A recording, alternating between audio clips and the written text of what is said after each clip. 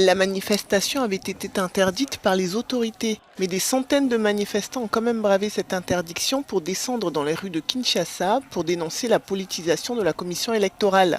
Face à eux, un important dispositif de sécurité avait été mis en place. Les policiers ont procédé à de violentes interpellations. Nous sommes en train d'exiger la dépolitisation de la CENI et les consensus autour des réformes électorales.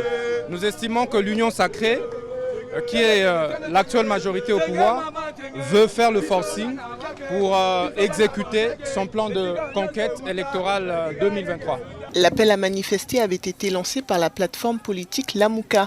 L'un de ses membres, Martin Fayoulou, a affirmé avoir subi des violences de la part des policiers, des actes condamnés par l'ancien Premier ministre Adolphe Muzito, un des leaders de Lamuka. C'est dommage que ce pouvoir, qui pourtant est animé par des gens qui avaient lutté pendant de nombreuses années pour un état de droit, c'est dommage que nous puissions recevoir de M. Tshisekedi et ses amis une telle oppression.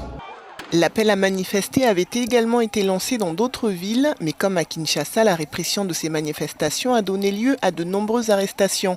En attendant, alors que la prochaine présidentielle est prévue en décembre 2023, la nomination des membres de la commission électorale est au point mort depuis plusieurs semaines.